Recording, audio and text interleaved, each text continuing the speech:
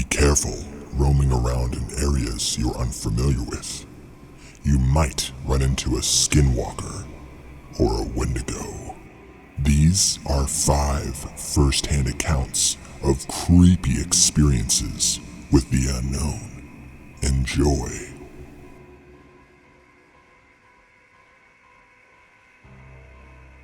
This is my first experience with any sort of cryptid or odd creature.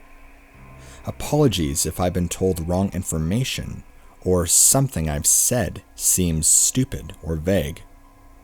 Before making this post, I was clueless and had a conversation with my cryptid-obsessed friend, and he told me all about what I saw could have been. Everything he told me seems very convincing, and honestly scared me a ton. Anyway, I was visiting a reservoir, nature reserve area with my older brother. We'd gotten there late, and it was rather dark by the time we'd sat to take pretty pictures of the night sky and what we could see. My brother set up his phone to take a picture. I don't know the details of it, but this photo took 30 minutes to take. We sat on a bench and talked while we waited. As we sat there, I heard 2 loud yelps and a scream not too far in the distance. I brushed it off as some animal freaking out far away. But then, I heard footsteps a while afterwards. They were on concrete, but the footsteps didn't sound like they were made by the impact of a shoe on hard ground. Again, I brushed it off as an animal. My friend told me this could have been the Skinwalker I saw later on, and so I thought it followed me. Moving on to when I actually saw it. Further into the day out, we were walking through the darkness on the way back to the car so we could get home again. As we walked, I had my head turned to my brother as I was telling him about something funny.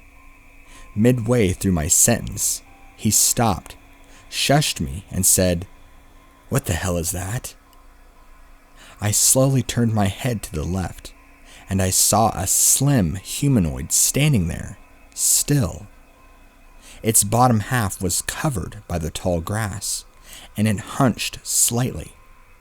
My brother shone his phone light at the thing, trying to look closer, but it was too far away, and it made practically no difference. I couldn't make out any details, and my phone was dead, so I couldn't snap a photo either. We stood and looked at it for a very short while before getting a little too scared, so we turned our backs to the thing and continued walking. I continued to look behind my back very, very frequently, in case it stalked us, but it disappeared. I could have sworn it was there the past 2 times I'd looked back. When I was back home, I'd figured it either fled or kept following us after being told by some info by my friend. My friend told me with fair confidence that I saw and heard a Skinwalker, although he admitted he isn't all that of an expert. I came here to see what you all thought. Sorry if there's any holes in my story. This is my first experience seeing anything out of the ordinary. These are the encounters in chronological order. I'm a 16-year-old girl. My brother is a 26-year-old man. Haley is an 18-year-old girl. The first one. My brother and I were sitting outside on our porch at approximately 10 p.m. Our house is surrounded by forest. The nearest gas station is 8 miles out. We smelled an incredibly potent and pungent smell of death. When we went to investigate, the smell was not there. It was about 10 feet closer to the forest across the road. That continued until we were at the forest, and the smell was only at the edge of the road, and not back at the house where we first smelled it. Of course, it could just be the wind, but with our dog the next morning, we scouted out the property and found no carcasses. The second one. I was taking a walk this time, about 1 a.m., when, again, I smelt death. I investigated, and in the ditch, the road was close to a substation, was a bag. 2 black plastic bags taped together with what looked like carpet and electrical tape. On the lower end looked like the form of 2 legs. I flipped my ever-loving shit. I called my mother, and I called my brother, the same one mentioned before. My brother came out with some gloves and walked the 5-minute walk down to the substation. Me, with 911 on dial, watched him open the bag to find various animal parts sewn into human anatomy, with a goat head and at least a horse leg as one of the legs, and, honestly, I could not identify any of the other animals.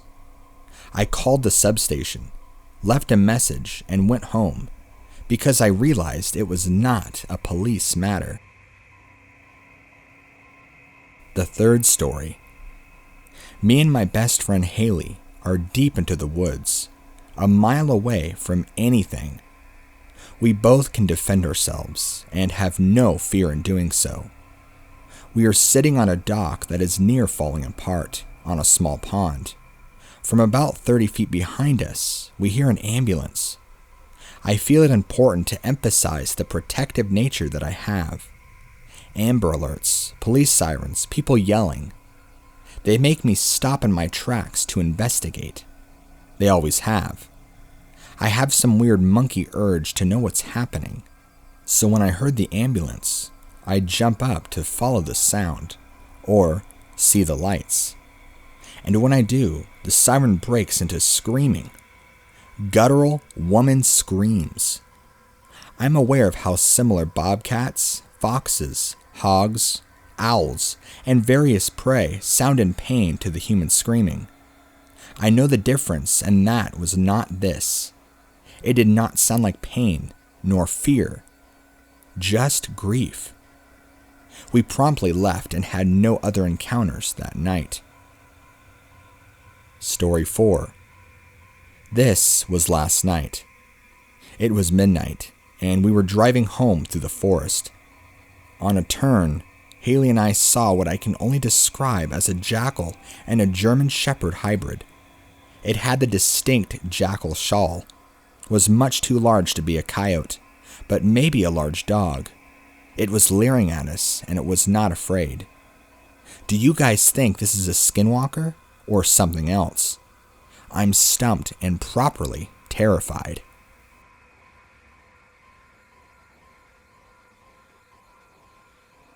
I will first start off by saying I'm not entirely sure if what I saw was a skinwalker or not, but it was definitely terrifying. Also, apologies for formatting since I'm on a mobile device. My boyfriend and I arrived in the small town of Burns, Oregon, just a few days ago. It was too late to continue hitchhiking, so we decided to camp in for a sail field next to a closed-down grocery store. We always watch a few episodes of our favorite shows until we either get tired or our phone dies. This night, our phones died first. So, we sat up talking until about 1 a.m.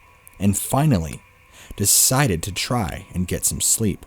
Now, this was next to impossible because while this town is very much so in the high desert, there are lots of farms that use irrigation. The mosquitoes were awful, and we had 0 bug spray. Before getting to sleep, I noticed about 100 or so yards away, give or take, somebody walking along the fence line across the field from us. I think nothing of it and just assume it was a local tweaker or something. Nothing we haven't had to deal with before. Plus, we have a dog that would alert us if they decided to come closer while sleeping. The only weird part is the fact that they weren't walking towards any houses. They were walking towards a huge open field that was behind us. Also, They would walk a ways, stop, look in our direction, and then repeat. We finally get to sleep around 2 to 3 in the morning, and almost as soon as we do, we hear this thump, thump, thump. I jump up and scream, "What the hell?" as this huge black silhouette figure slowly runs past us. It was less than 10 feet away from us. It was like the shape of a wolf, but seemed much larger. It was dark, but this figure seemed to disappear into thin air. Mind you, the fields we were in did not have tall grass. Not even 2 minutes later, a deer appeared out of thin air and slowly walked by us. It kept staring at us and just gave me such an eerie feeling. My boyfriend tried to console me and say it was probably just a deer that what we saw, but turns out that was just to help me sleep. The next day, he explained to me in detail what he saw, and it was exactly as I described above. This might not seem like much, but it was definitely a terrifying experience.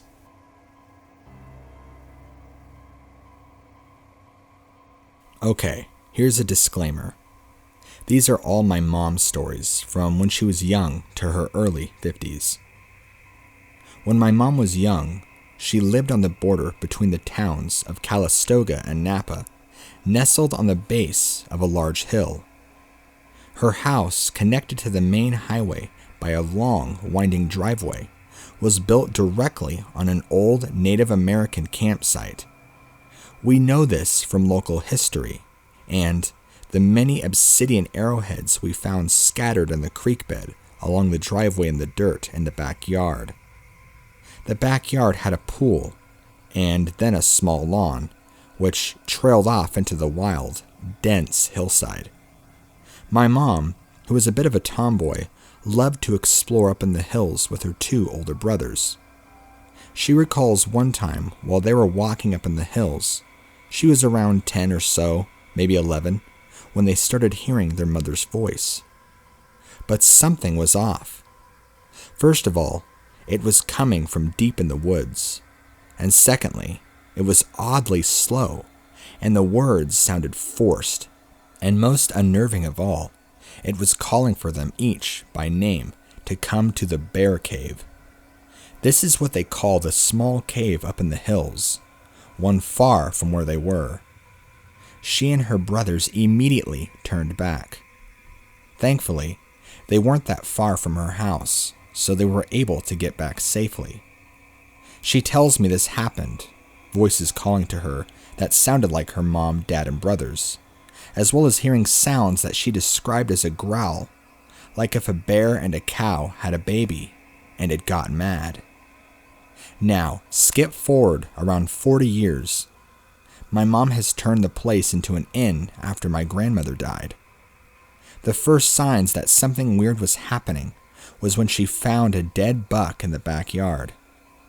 Now, living in the hills, there were a lot of deer, and a couple of dead does and bucks weren't necessarily out of the ordinary. But the buck looked like it had been ripped apart. Flesh was scattered everywhere in the pool, on the pool deck, and in the grass. But what my mom thought was odd was the fact that only the heart and stomach were missing. Nothing else, just a torn into stomach and a missing heart. The last story I've heard happened a couple months ago. She was outside with our Labrador, cleaning up around the pool. It was twilight and the sun was nearly set. She suddenly starts hearing the same bear cow cry up in the hills.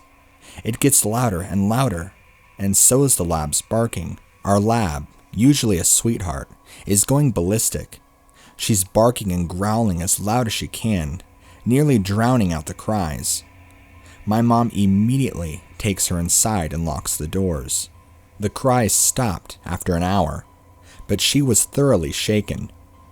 So far, these are the only stories she'll tell me about. She still doesn't let my brother and I up into those hills, though she claims the noises and deer were only mountain lions, and the voices were just her young imagination. I believe it was a Wendigo. Be 16, be black and have family down in Alabama.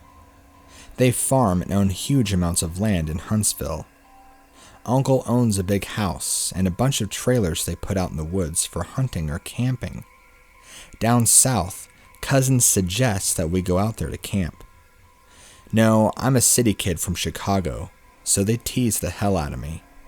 Collect food, kill a pig and some chickens, and bring necessities to camp out for a few days. We get to the camp and it's obvious something is weird. Air has this weird electrical smell, like right before a storm, like ozone or something. We think nothing of it and unpack and go down to a little creek to swim for just a few hours. All of a sudden, some older white guy and a white teenager come out of the bushes. He has a shotgun in the crook of his arm and says hello and asks us what we're doing this far back into the woods. I tell him about my uncle, who he knows, and says we're out camping. He tells us we need to be real careful out here and stick together. There was a big animal in the woods. His son, who is my age, asks if he can stay and hang out. He says okay. So we end up playing football and dicking around. There are me, the white kid Tanner, 5 of my cousins, and then 4 of their friends. 5 girls and 6 boys, and we're all around 15 to 17. We ended up just dicking around the day, and going back to the camp and pulling out some stuff for a campfire, even though the trailers both had kitchenettes. Tanner said he wants to run home. His family's property sits up against my uncle's, and asks if he can come out camping with us. My cousin Rooster says he's going to go with him, since it's getting pretty dark, and one of the girls says she's going to walk with them. It's about 7 o'clock, and it's starting to get pretty dark. They take flashlights and take the trail toward Tran's property. The rest of us chill and make s'mores, drink and kiss on the girls. About 30 or 40 minutes later, there's the smell of the ozone again, and you could smell it over the smell of the fire. It became this really nasty coppery smell, like right after you've had a nosebleed and it stopped. It wasn't exactly like dried blood, but it was that nasty metallic back of your throat smell. We immediately think that's some kind of electronical malfunction, or someone left a hot plate on or some shit. We search the trailers and nothing is there on, and all we can do is just smell it. All of a sudden, we can hear people poking down the path towards us and Roaster. Tan and the girl all come running into the clearing out of breath, and they don't even break stride.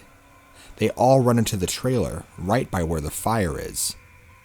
We all nope the hell out of there and get into the trailer.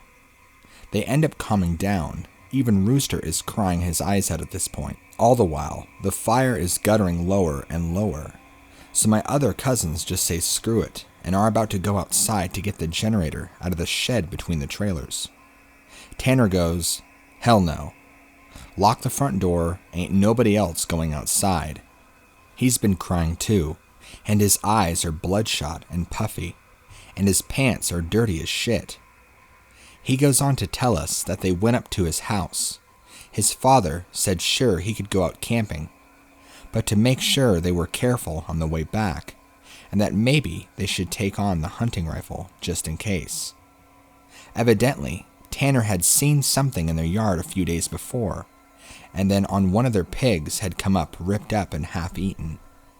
They assumed it was just some big cats or coyotes, even though they don't usually mess with live animals. He had gone upstairs and packed his stuff, and told his dad they would be okay without the rifle, because coyotes usually avoid people. So they started walking back toward where we were camping. So, Rooster finally stops crying and shaking. The girl already had, but she was just staring out the window with a dumb look on her face.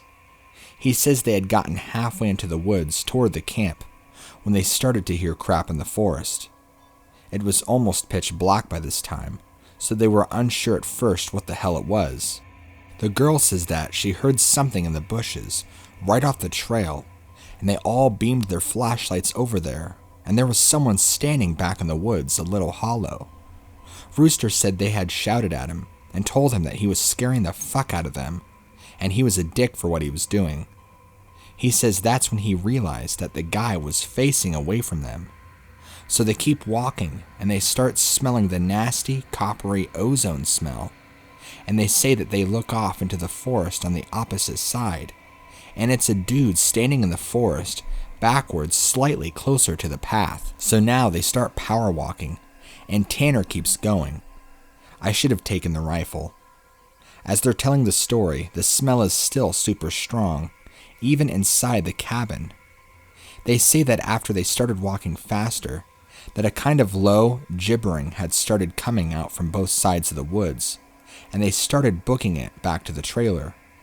The girl just said she had flashed her flashlight out to the woods to the side of them and had seen something jerking itself through the woods, and the gibbering just got louder and louder, and when they could see the light out from the campfire, something had come out of the woods about 40 yards behind them onto the track, and they had just flat out ran as hard as they could to the trailer.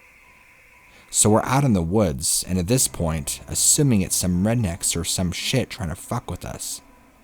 All of a sudden, my other cousin Junior starts going on about how he went to school with a native kid that was telling him about the goatman or some shit like that. We promptly tell him to shut up, because we really don't need to hear that spooky shit right now. But he just keeps going on and on about how it's the goatman, and how we're in his woods, and blah blah blah. Now, at the time, I had never heard of the goatman or anything like that. But then a couple of years ago, the year before I graduated college, I had a native for a roommate, and I ended up asking him about it. And to sum it up, it's basically a man with the head of a goat, and he could shapeshift, and he gets among groups of people to terrorize them. It's also supposed to be a kind of like a Wendigo, and it's bad mojo to even talk about, and even worse if you see it. Keep in mind, I don't know this back when I was 16, so my cousin is going, "The goatman's going to get in and get us." The girls are all terrified, and my cousin and I are all trying to figure out if it's just some hillbillies or an animal. So, all of a sudden, the smell just goes away. Like, to this day, I haven't even experienced anything like that. Like, usually, smells fade away or get less, but it just literally was there 1 second, and then not the other second. So after an hour of making it around 9 or 10, we stopped shitting bricks enough to go back outside and stoke the fire again. We figure it was just some assholes trying to mess around, so we don't go back home, because we think if we do, they'll chase us down through the woods or other some crazy shit like that. Nothing else weird happens that night, and we stay another night, and for the main part of the night nothing happens. At about 1 in the morning, we're outside getting drunk and telling ghost stories, as someone is finishing some spooky story. I don't remember what about, but the smell comes back, and it's so strong that one of the girls literally starts vomiting. I stand up and you can actually feel how clammy the air is, and I say we should go inside. This isn't right. We should have just left. We all go back inside. We're standing around, and my cousin just keeps going on about how it's the goatman again, and my cousin Rooster is trying to shut him up. All the while, I'm just feeling like something is wrong, and I can't figure out what it is. We end up sitting in there for a while. The smell is just as strong, and we're terrified, and we're all huddled in this camper. We end up cooking brats for everybody because nobody wants to go outside. It's one of those packs with 4 brats in the pack, and we have a total of 3 of them. I grill them up on the stove and give everybody a hot dog. I get mine. After a while, one of my cousins gets up and goes over to the pot to get another one. He starts grumbling about how the hell do I get 2, and everybody else only got 1. And I look at him like he's stupid. I tell him that everybody only got one because there were only 12 brats. If he wants more, he should open up a new pack and cook some more. That's when the girl that had been out with Rooster and Tanner just starts screaming, "Oh Jesus Lord, oh Lord, get out!" She's crying and shivering, and then it dawns on me and my cousin standing up that what the hell is wrong. Me and him both glance around the room, and then I feel my heart sink. I run the hell out of the cabin, and the girl runs out with us. The trailer door is banging against the side of the trailer as everybody books out of the cabin. One of my cousin's friends asks us what's wrong, and I start counting us. There's only 11 of us now. I shit you not, my cousin verified. There had been 12 people in the cabin, but being that everybody didn't really know each other well, nobody had really noticed the whole time that there was an extra person. And then, I realized earlier that I had kind of noticed something was off. You know how when you are just dicking around, having a good time, you don't sweat the small stuff, and you don't always keep track of certain things. But I'm dead sure that someone else had been in the trailer with us, and that they had been there for at least a day or two, eating with us. And what makes it worse is I could figure out which one because I don't think anyone ever actually interacted with the other person / the goatman. The girl kept praying to Jesus, and we're all sitting outside. Eventually, we get big sticks and go back in the cabin, and there's nobody in there. We count again, and there's still 11 people. We go back into the trailer and lock the door. We explain what happened, and the girl says that she realized too. And that's when he was about to say something that the person sitting next to her grabbed her leg hard and leaned over toward her and had said something she couldn't understand. So, we are pretty much scared as hell, and we huddle together, and then I fall asleep. When I wake up, the sun is just coming up, and half the people are asleep, and then half are packing up our shit. We all want to walk back home, but like 4 people want to stay out until the sun is all the way up. And some people think that we're just messing around and still want to stay at the trailers. I just want to get the hell out of the woods. The girl's name was Kira, the one that the goatman had touched. Anyway, I asked her if she really thinks it was something bad, and she says that she just wants to go home, and she doesn't want to be out in the woods alone for another night. So we decide to split people up, and the 4 that want to go can go, and then I have to stay because I have the keys to the cabin, and it's my uncle's, and I have to lock up. I am super pissed at this point, because I feel like people aren't taking this shit seriously, and I definitely don't want to be out in the woods for another night. So I spend the rest of the day trying to convince the rest of the people. Now 4 girls and 4 guys to bet the hell out of Dodge. Tanner leaves with them to go get a rifle and says he's going to be back. So now there's just 7 of us left. This is about 4 o'clock. At around 5 o'clock, he hasn't made it back yet, and we're getting extremely antsy. And the only reason one stopped begging them to go back was because he went to go get a gun. Now it's about 5:30 or so, when one of the cousins that did stay says that the girl Kira is outside. We all look outside, and sure enough, she's standing by the fire pit with her back to the cabin. I'm thinking to myself, she was so scared, why the hell would she come back? And then I get this nasty feeling in my gut. Keep in mind, the whole time the coppery smell is gone, but now I realize I can smell just a twinge of it. I say this to the rest of them and everybody. These are the people that wanted to stay in the woods after we had got the goatman in our midst, and are laughing at me and asking did I set this up to scare them.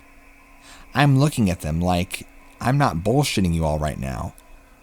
I asked them why would I play a trick like this. So one of the girls goes outside to get Kira.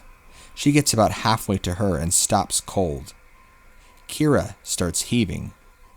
I don't know how the hell to describe it.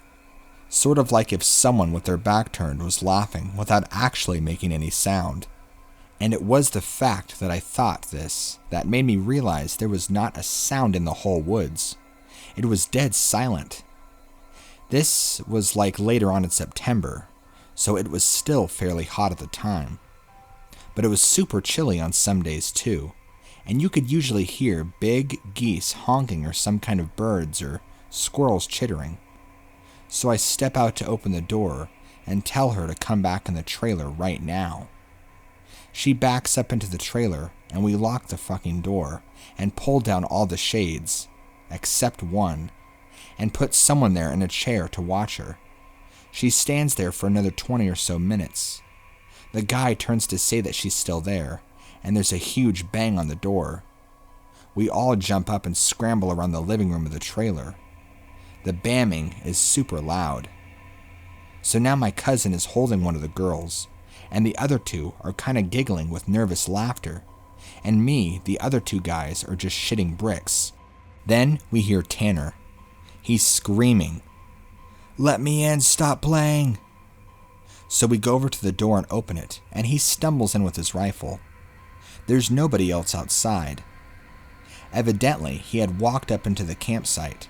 Nothing weird happened in the forest, but he had seen a girl. Mind you, he said it was not Kira, standing there, when he had gotten to the edge of the clearing.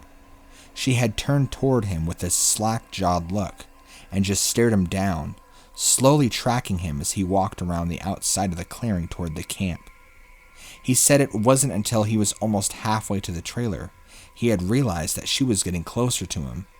She had started off by the fire and, without him even seeing her move, she had been turning and basically inching closer. He said he just ran the rest of the way to the cabin, thinking it would be open, and when he got to the door and it was locked, he turned and it was about half the distance to the door. He looks around the room and then he gets super pale. He pulls me to the side and whispers in my ear, "You know there are only 6 of you in here, right?" I get that feeling where your stomach drops in your nuts. It had been back inside the trailer while we were sorting out who was going where, and then we all went outside to talk earlier in the day. It has just slipped right back in.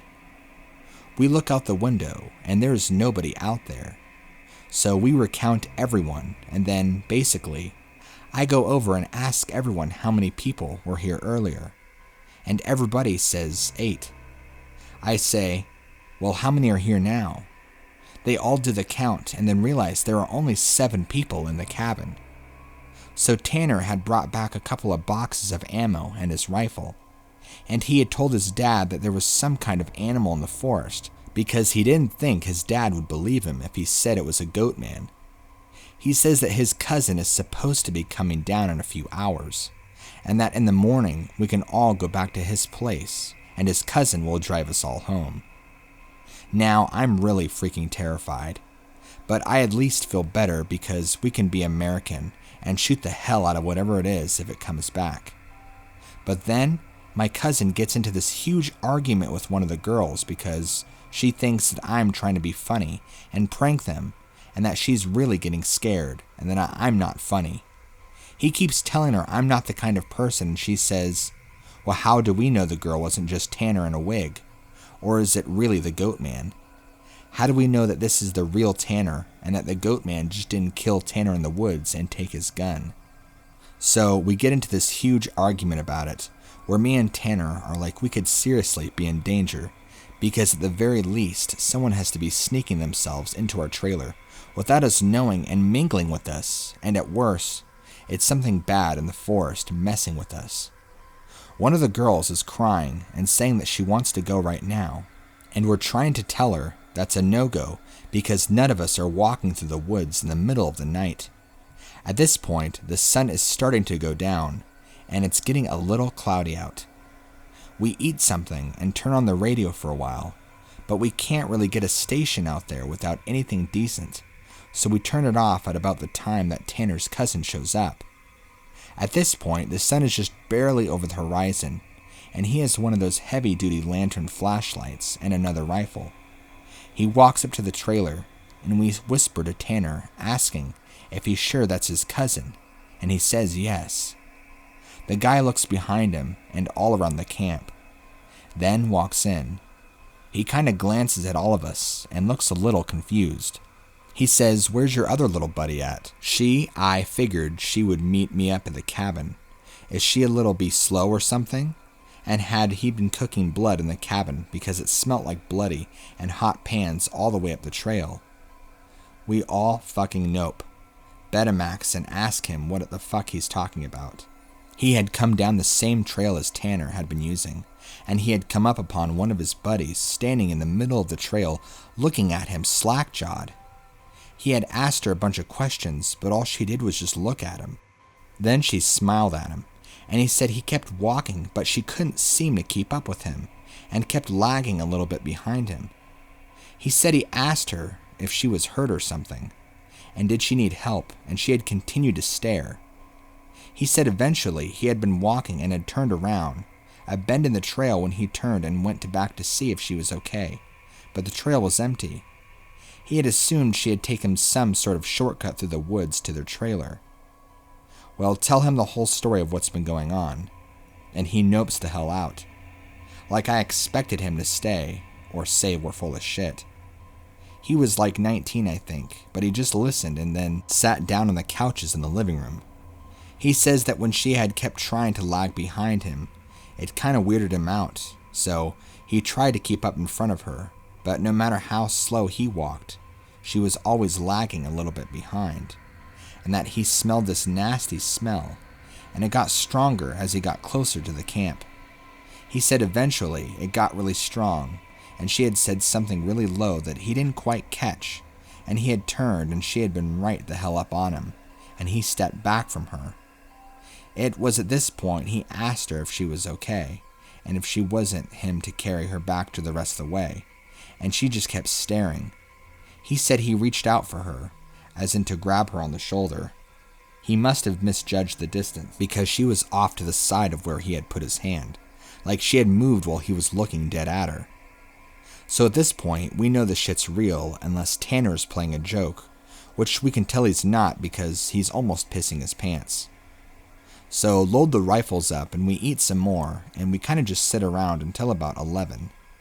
To this day, every time I think about this, I pray to God that it's some huge prank that my cousins played on me, and just never really revealed, so I would just think about it the rest of my life. At around 11, the stink of copper turns into an actual, nasty, gross blood smell, like cooking blood and singed hair. Tanner and his cousin Risa get the fuck up and instantly grab the rifles.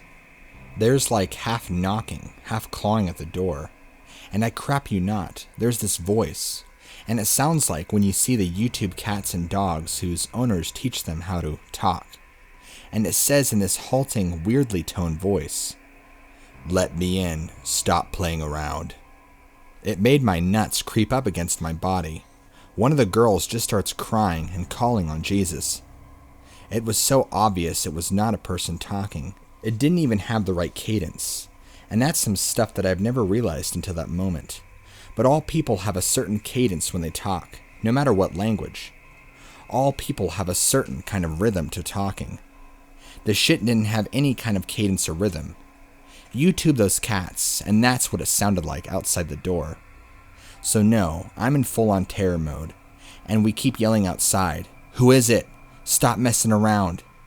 And it just keeps saying, "In," or "let me in," for almost 15 minutes. So then the smell goes away for a while, and for the next hour or so you can hear someone basically creeping around the woods, and every couple minutes it comes back into the door and says something. Finally, when the smell fades away, it's around 2 a.m. right now, and Reese says, "Man, screw this," and opens the door and walks outside with his rifle. He fires a shot into the air and says something in the effect of, "In the name of Jesus Christ, go away." He fires 2 more times, and then from the woods, right up against the river across from the trailer, it sounds like something is slowly gibbering and hooting. Then it starts screaming, and it sounds like a woman and a cat in a bag screaming together. Like I seriously have never heard any of this like that, and you can hear the brush over that way start to shake. Reese fires over into the tree line and then starts backing into the house. We locked the door and we could hear this stuff keening and screaming. Reese says something had come out of the bushes, super low to the ground, crawling toward the cabin. He had shot at it. Pretty much that was how the rest of the night went. It literally was screaming constantly for the next 2 hours, and we could hear stuff moving out into the tree line. But it never came back up to the cabin until everyone had finally fallen asleep. Tanner had been sitting in the chair watching the door with his rifle. Nobody else heard or saw this, and he told me 2 days later, after the whole thing was over. He said he had been nodding off after the screaming and noises finally ceased, and he had been almost asleep when he saw someone out of the bathroom and then lay down in the middle of the floor and go to sleep. He just assumed it was one of us, and he had nodded off. Then he said he kind of realized something was wrong, and while pretending to be sleeping, he counted us. There were 9 people in the cabin. He basically didn't want to try and shoot at the thing in the cabin and have it kill us all then and there, or have Reese wake up and start shooting and then we kill ourselves. So he just stayed awake all night, pretending to be asleep. He said sometimes it would stand up and kind of do this weird jittery thing, or heave it like it was laughing, but then it would lay back down. So the story closes pretty weak because, from my perspective, nothing really happened.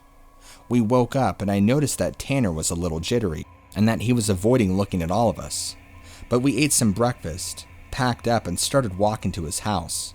He stayed last in the cabin and said he'd lock up and bring my uncle's keys, to just start walking and he'd catch up, which I didn't really want to do.